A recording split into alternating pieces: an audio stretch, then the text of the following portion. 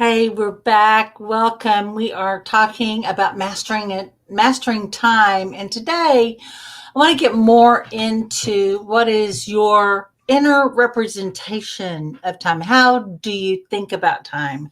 And in the previous video, I shared with how the ancient Greeks talked about time.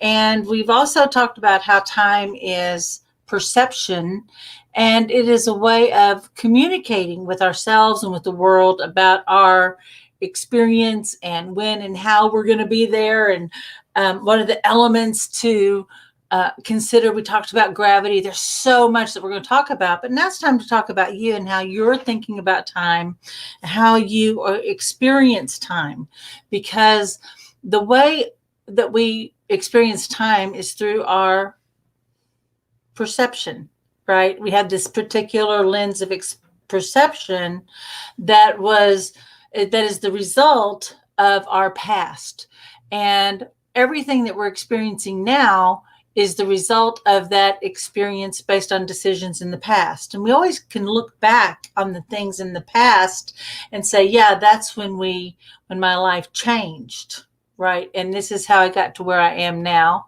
That's being in effect. But then if you think, well, what can I do today to get a new outcome for the future? We don't really own that. We choose to live at that effect of our past choices rather than saying, what can I do today and have a new cause and create a new result? And so this is what we're doing. We're going to come to a decision point. But first, we're going to talk a little bit about ways that we experience time.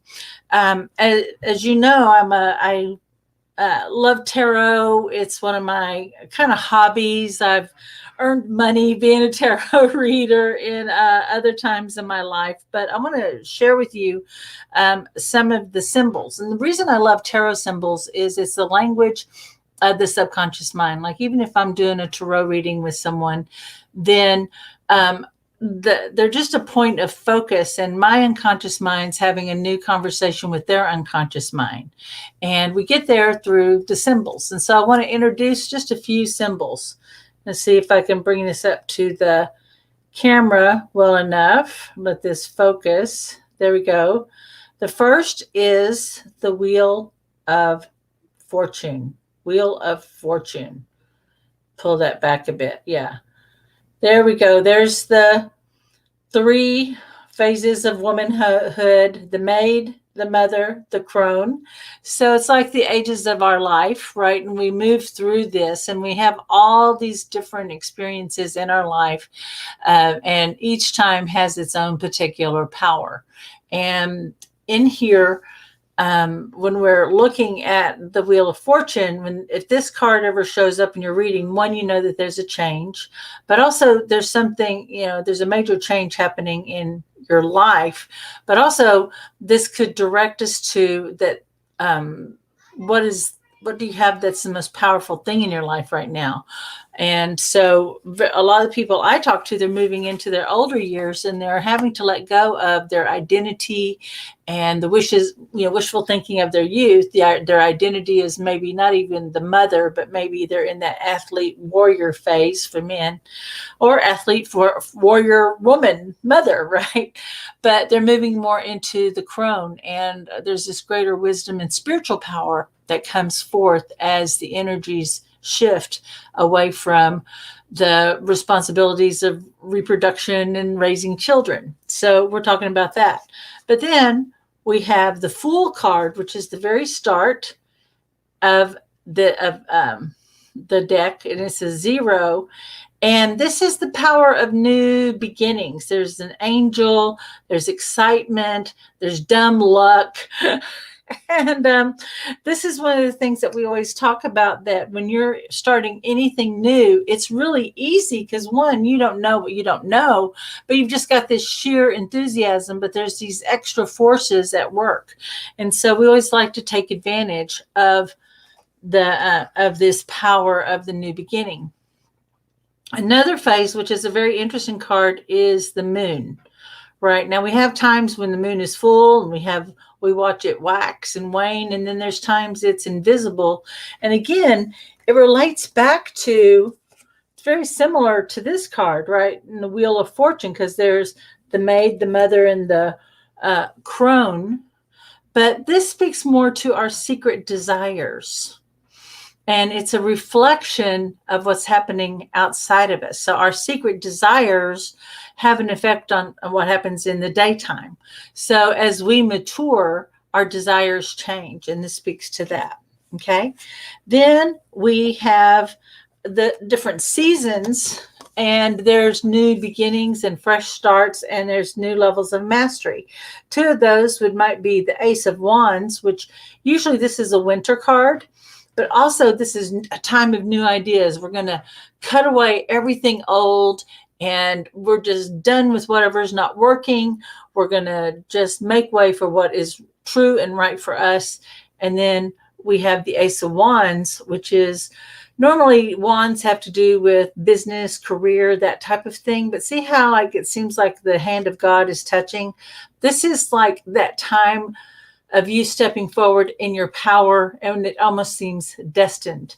Now, there's another one that is very much like that. That's the Ace of Coins, Ace of Cups, and it is your birthright.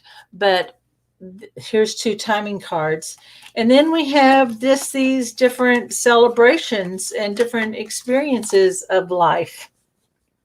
We have the young couple getting married, and this is for, maybe you're not even getting married, but there could be a new partnership. When someone new comes into your life, this is a new aspect of yourself that shows up. Then we have that time that we're working really hard and what it is that we desire. We're really focused. We're giving all of our energy to it, but we are very optimistic because we're holding a really strong vision. And then there's a time that we have to look back and reflect. And all of these times are important. There's also a time where it seems like there's not a lot of movement. There could even be a time of sacrifice. But in the Hanged Man, he's smiling. He's going, yeah, this is a hard time, but I know that it's worth it. So it's not wasted to him. He doesn't feel like he has to be anywhere else except exactly where he is. And then there's always the time of change, which is the Tower, which, hey, all these old structures have to crumble, and the poor take over and they rise to the top, and the rich come to the bottom. And it's a tumultuous time. And we're probably honestly in a tower time right now because there is great social change, but there's always a time of change. And then there's always ultimately the end of cycles. Now, which is the Death card.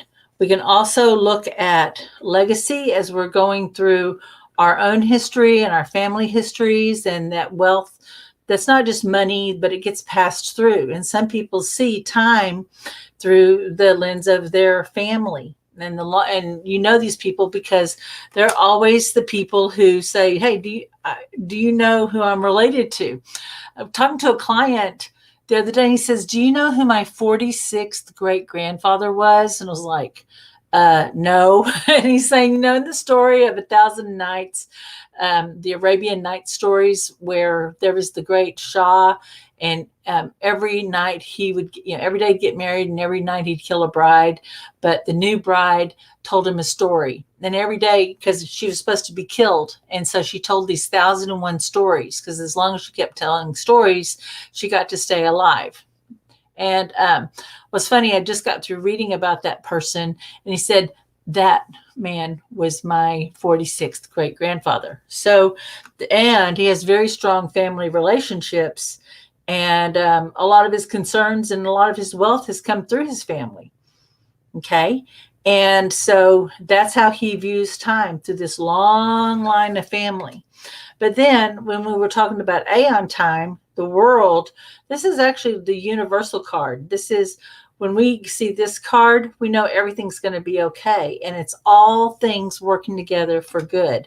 And all time, everything's now, and everything is just as it should be right in this moment. So there's some representations. And this is the Spiral Tarot that I like to use. There's a lot of different decks, but this one's been a friend of mine for about the last 15 years. So I really enjoy it.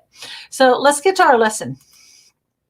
Now, the reason I want to talk to you about this is a lot of people, particularly women, healers, nurturers, we are aware of cycles. We really think about how things are working together. We think about the seasons and timings of things, our own, particularly as women, because we have our own menstrual cycle. We're very tuned into that, and we understand about how our energy flows to and from that, right? So we're keenly aware of managing our cycles, but also we tend to be tuned into everyone else's. And because we are the nurturer, we tend to place more importance on their needs and thus their cycles. Now, that means other people's schedules, other people's timings, way more important. We could think about, hey, a baby schedule, our kid's schedule. We could think about if you're married and you're and if you were a 1950s housewife, you might think about your husband's work schedule and how family life organized around that. In fact, the whole reason we have weekends is because thank you, labor movement, and thank you, Henry Ford, who said, everybody, if they work all the time, they're not going to have time to spend the money they're making. Let's give them 2 days off so they can drive the cars that they're building out around the country. And then some of the factory workers would actually buy some of the cars that they're making. What a radical idea that people might want to benefit from their work. And think of all the good that came from that. When we always talk about the one command, we always think in terms of an idea greater than itself that serves more good in its fulfillment. Okay, and that's one of those greater ideas.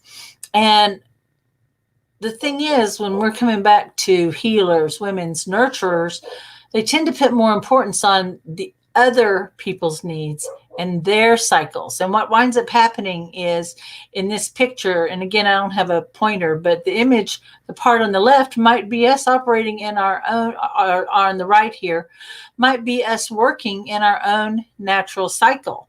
But then we're tracking everyone else's. But what I couldn't do in this is show that what we wind up feeling emotionally is this tangle being right up on overlaid on top of our own cycle. So we've got to really understand how we're experiencing time, but particularly we're going to start with our own time. So I'm curious, in your mind's eye, what does time look like to you? It could be a wheel or a circle, a timeline, a calendar, a sundial, or something else. And I have a really bad drawing. You like this? Done with my granddaughter's crayon. But we have, at the top is a representation of a timeline. We've seen these before. Some might go, yeah, I see time as a big wheel, a big circle, but maybe we see it divided up. Maybe we have it divided up into winters. Okay. Some see it as an infinity symbol. Joanna talked about this, and she said, I see a big infinity symbol, and there's all this energy and all this, and it's just too much. And I said, hey, I see that too. Don't worry. I know what to do with that, because what we actually do is we put this infinity symbol up on top of this. Big secret. But some people see it just as the calendar. And in the original call, Joanna said, and you'll see if you watch the video, she said, I see my time as this infinity symbol, and it's too much, and everything's happening at once, and I feel overwhelmed. But my friend, who's a success, she sees time, she's very much that grid, and inside of this box is when I do it, and things are done, and then she doesn't think about it again. I was like, that's brilliant. But you're thinking one is better than the other. And it's just when you use the other. You're telling me that you're in a lot of Kairos Aeon time, but you haven't brought it back into Chronos time. Okay. And so we want to use that Aeon time, that all that is, so that we can view and go, okay, let's look at the calendar. Realistically, what do I want a result of by this time? And then how much time do we give it? And giving yourself permission to work with the natural cycles, the way Aeon went and hung out with different gods and deities. Okay. And you've got to give yourself permission to use it. Now, her friend spent a lot of time thinking before it went into the calendar. Okay. And Einstein said that before he did anything, he spent 95% of his time was thinking about it and 5% was doing it. And so Joanna actually doesn't know how much time her friend spent on thinking. But the reason that her friend was able to spend less time thinking was she had a lot of decisions made in advance. And the challenge is a lot of us, because we haven't been taught how to be in charge of our own time, haven't been taught what to think about, to give ourselves the time to think.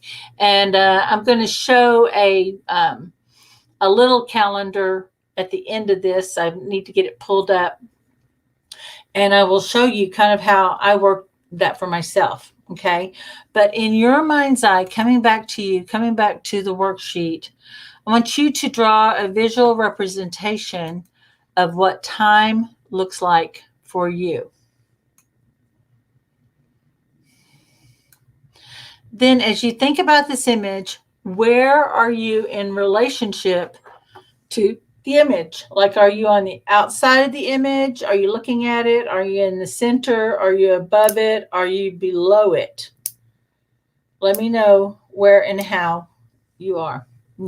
Tell me how you're experiencing your time. Is time like rushing past you? Are you on top of the time? Just think about it. Now, think about the other people in your life whose time you pay attention to, like family, work, clients, friends, groups, etc. And in your time view, where are other people? Where are other people? Where are they? What do you notice? Now, if you are coming up blank, don't worry. No one's ever asked you these questions before. Just notice what comes to mind. Now, the reason it occurs to me to think about this is one time I was having a conversation with my sister, Sandy. And she was a young mother at the time, had 2 kids. I think her kids were like probably 7 and 5 at the time. So really very dependent. Everything was on top of her. And then her husband worked out of town a lot.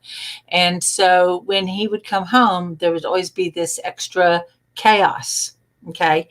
And then there was the chaos of the kids. And she was living very much at the effect of time. And when I asked her what her time felt like, she really got that idea. She was able to grasp a hold of the idea of a timeline. Okay. Now, we drew these in school. Remember War of 1812, and we're keeping track of these linear events.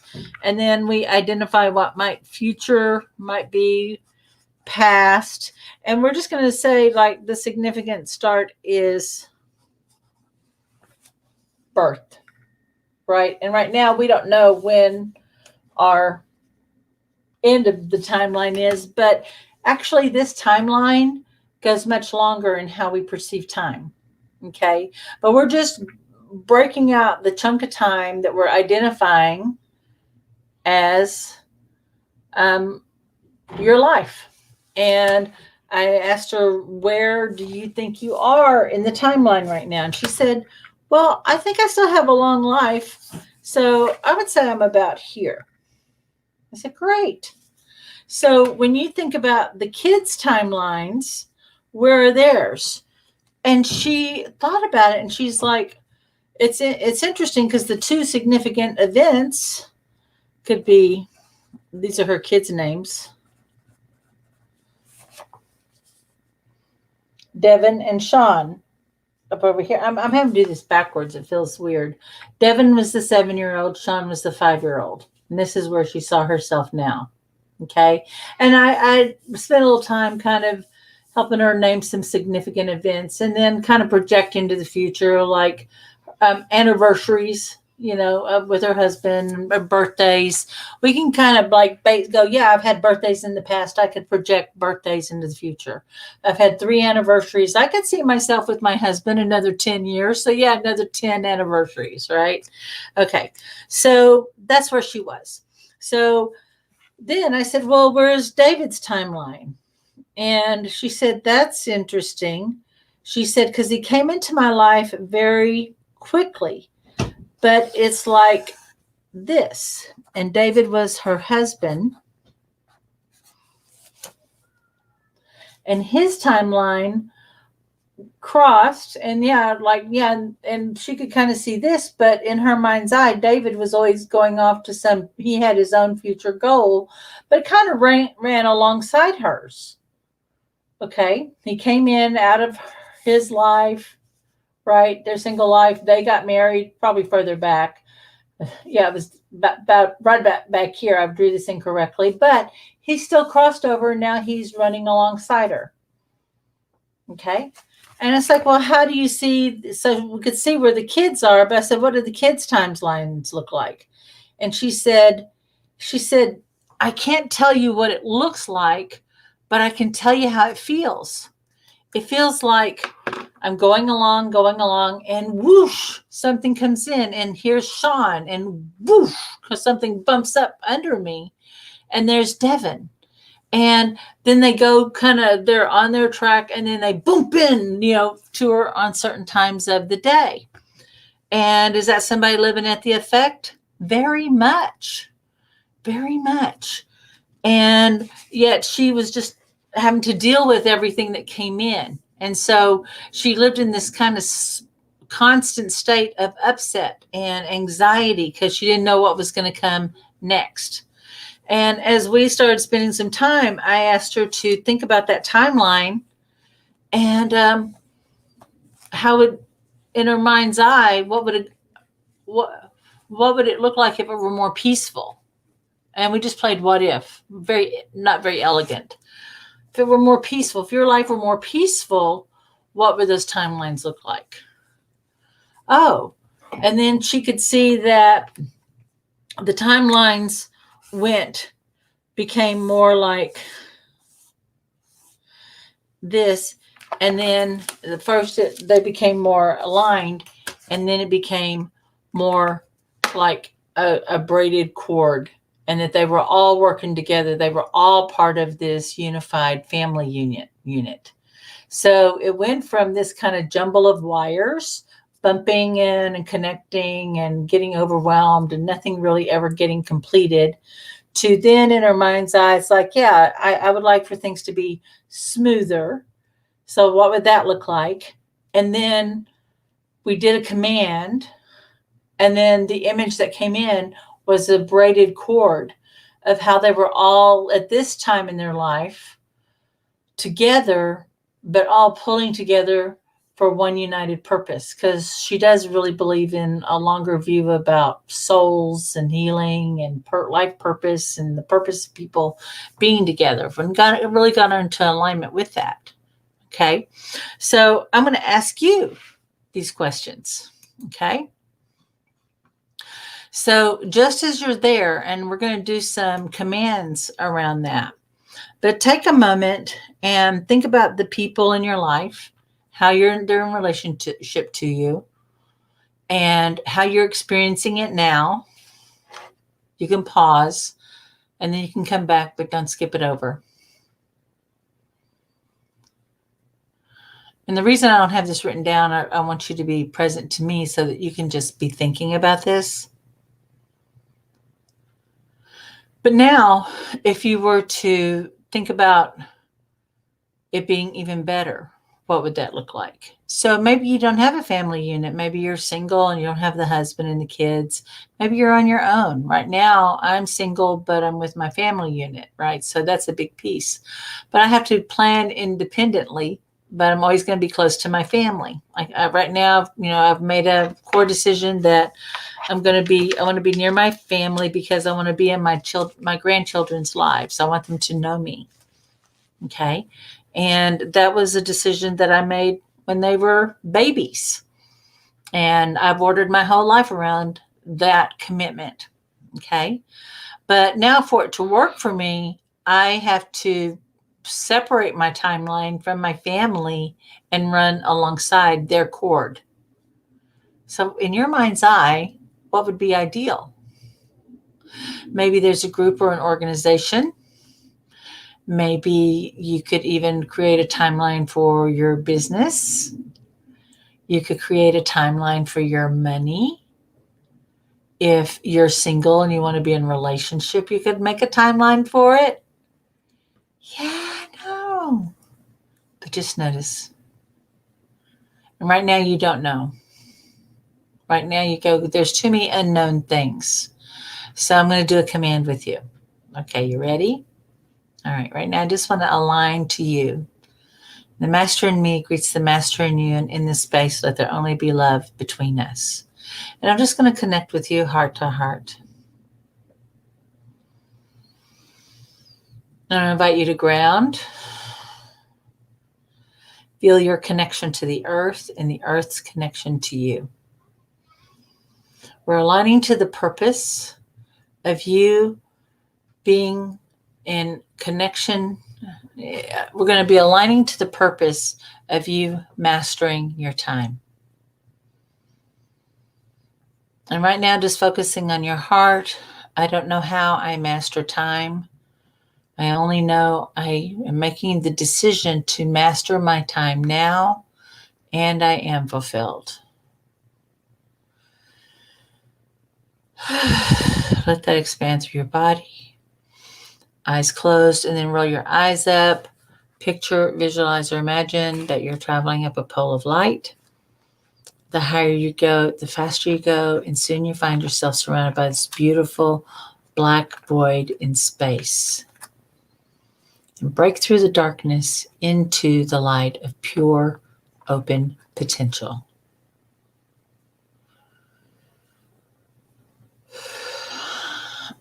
I don't know how I master my time. And I don't know how I have a new view of time that supports my inevitable success.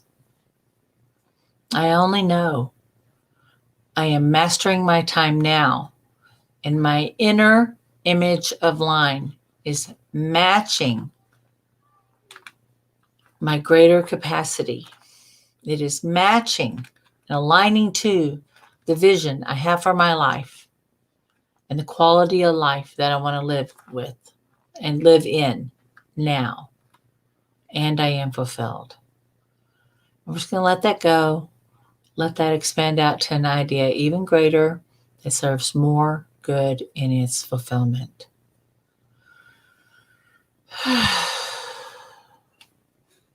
And now just imagine that what's below you is your timeline. And now just feel yourself coming back down into this place of your time. And as you're coming down, you can see your long life. And you can see the birth.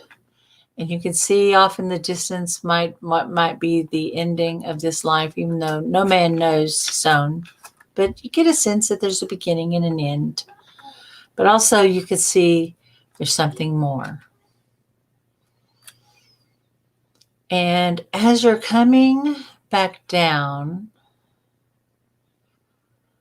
first we're going to let, just before you touch back down, we're going to let all the elements, all the skills, the systems, the habits, the resources, the relationships you need come down into what would be the representation of your life, this timeline.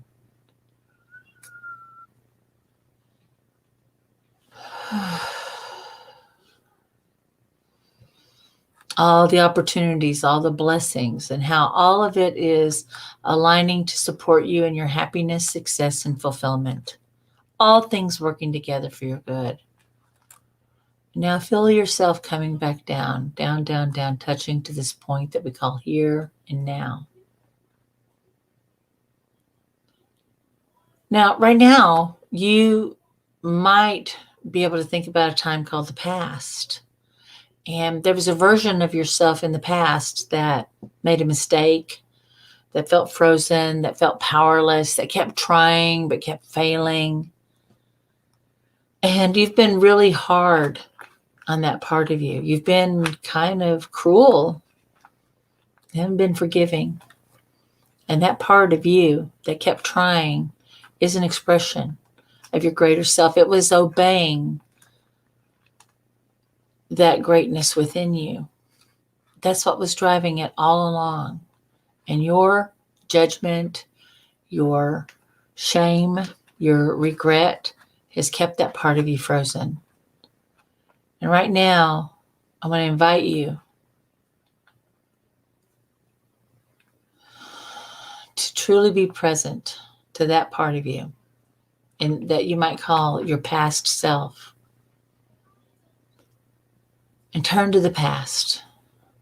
And you might do it inwardly, or you might just shift your focus. You might turn your head towards what might be the past to you.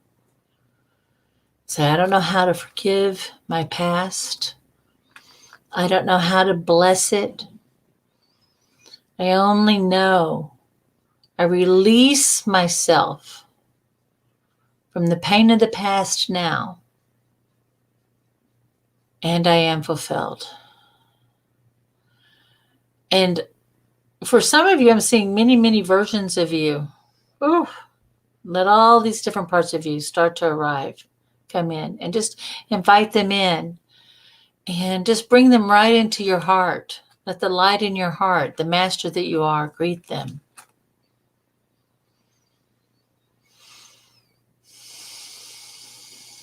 And now there's a future version of yourself. And very often we feel disconnected from our future self because it's so idealized. It's so perfect that we actually are afraid of achieving it, because then what if we fail? We're afraid of going after it.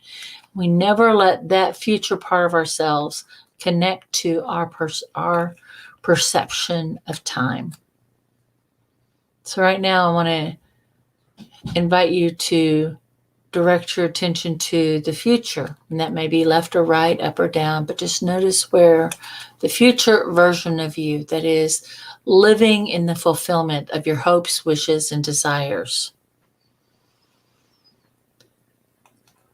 And I don't know how. I invite my future self that is a living embodiment of my inevitable success to connect to my timeline. I only know I welcome you here now, and I am fulfilled. And the reason we want to do that, just be present to it, is as long as we keep that greater part separate, we can never get the help or support from our future selves. We can never unlock the learning. Because as we go through life, we are on a hero's journey, and we set out on our journey. And right now, just imagine here you're on your timeline, and it's like being on a ship, and you're like, maybe you're Homer in the Great Odyssey, and you're going out to sea, and you're meeting the witches and the storms and the sea monsters, and you're meeting the helpers all along the way. You're meeting the miracles. And at every experience, you're developing new skills, attributes, and abilities, all of it to help you achieve your inevitable success, your mastery over yourself, over your life. And it starts with mastering time. And I don't know how all paths lead to my inevitable success. I only know I am learning and growing day by day now, and I am fulfilled.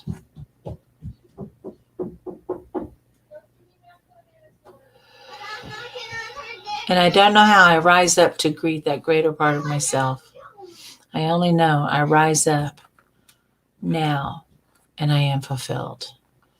Just let all that go. Let that unwind, unwind, unwind, unwind, unwind, unwind. And part of that journey, after all the storms and the monsters and the witches and the tricksters and everything that we experience, even loss, eventually we return triumphant. In the story, he's returning home, but he's truly returning back to himself in a greater way.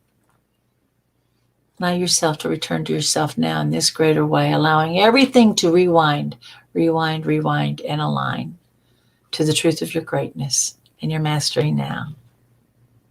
When you're ready, open your eyes.